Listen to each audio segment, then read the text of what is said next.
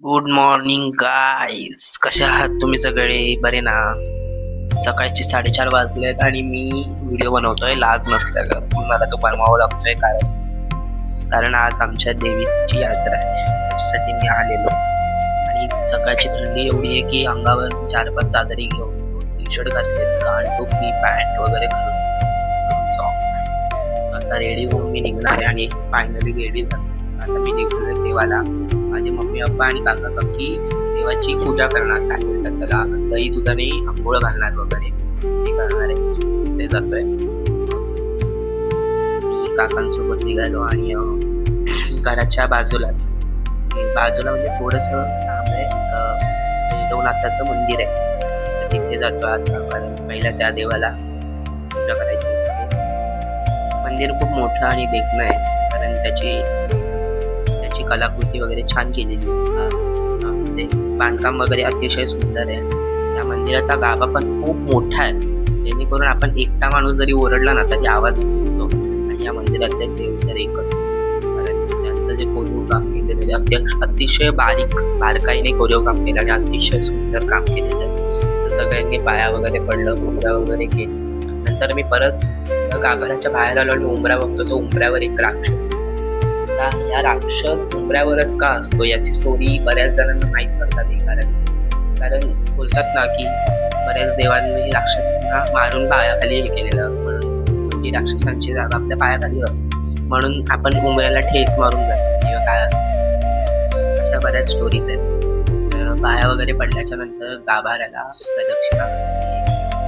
प्रदक्षिणा घालताना मी वरती बघितलं तर म्हणजे चंद्र होता, पण तो म्हणजे पौर्णिमा असल्यामुळे तो चंद्र संपूर्ण लाल होता. मला व्हिडिओ काढायचा होता, पण मला हात मारली म्हणून मी पुढे निघून गेलो माझ्या लक्षात. त्याच्यानंतर त्याच मंदिराच्या बाजूला एक छोटंसं हनुमान मंदिर आहे. त्या हनुमान मंदिरात गेलो. हनुमानाची मूर्ती पण अगदी बोलतात ना बारीक कोरीव कामाने केलेली, आणि म्हणजे त्या मूर्तीपेक्षा बाजूच्या म्हणजे त्याच मूर्तीच्या बाजूला जे छोटंसं हे होतं ना, काय म्हणतात, छोटंसं मंदिर होतं ना, त्या मंदिरात जुनी मूर्ती होती. त्यामुळे ती मूर्ती काळ्या दगडाची होती अख्खी, आणि ती अतिशय सुंदर होती. तिथे पूजा वगैरे केली, ते झालं, हार वगैरे घातला. मग तिथून आम्ही निघालो पुढच्या देवाला जाताना मी येडेसारखे व्हिडिओ काढू लागलो. आणि जाताना एक मंदिर लागलं. त्या मंदिराचा कळस अतिशय सुंदर होता, कारण ती जे पूर्वीच्या काळी जे काही बांधलं जायचं मंदिर, त्याचं स्ट्रक्चर वगैरे अतिशय सुंदर होतं आणि म्हणजे त्याला रंगकाम पण छान केलेलं. त्याच्यानंतर आम्ही गेलो पुढच्या देवाला, आणि ते देऊळ अंधारात होतं, त्यामुळे काही दिसत नव्हतं. फक्त त्या देवाच्या म्हणजे देवाचं जे वरचं छत होतं ना, त्याला फक्त लाईटिंग गुंडाळली, त्याला काहीच दिसत नव्हतं. मग मी वरती चढलो आणि व्हिडिओ काढायला लागलो, आणि तो देव बघितला तर बापरे, मला घाबरायलाच झालं पहिलं. त्याच्यानंतर गेलो पुढच्या ज्या देवीची यात्रा होती त्या देवीला गेलो, म्हणजे ती माळाई देवी. मग माळाई देवीला गेल्यावर दुधाने दयाने आंघोळ घातली, तिला पूर्णपणे स्वच्छ केलं. म्हणजे तिला म्हणजे सकाळी तिचं पूर्णपणे पूजापाठ वगैरे करतात ना, तसं केलं. पाण्याने अंघोळ घातली आणि संपूर्ण देवारा पुसून काढला. आणि तो देवारा म्हणजे ते जे मंदिर होतं ते एका वाड्यामध्ये होतं, आणि त्याची पण एक मोठी स्टोरी आहे की ती आमच्या गावात कशी आली.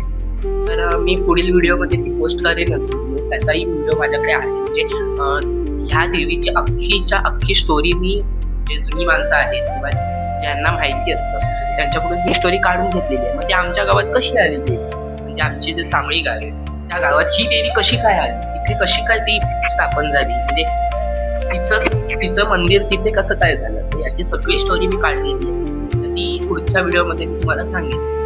देवीची पूजा वगैरे, ती देवी होती वाड्यामध्ये, पूजा वगैरे केली आणि मंदिर पण अतिशय सुंदर बांधलेलं. आणि त्या मंदिराचं जे वरचं बोलतो ना आपण गाभाऱ्याचं जे स्ट्रक्चर असतं ना, म्हणजे ते वरती दगडी बसवलेलं ना, ते अतिशय सुंदर. 2 दगडांना खाच पाडून त्याच्यामध्ये अजून एक दगड टाकून असं त्यांनी आपण कसं पिरामिड कसा रचतो तसं त्यांनी पिरामिड टाईप रचलं. मग त्याच्यानंतर देवीची पूजा वगैरे केली आणि मग त्या देवीला साडी घातली.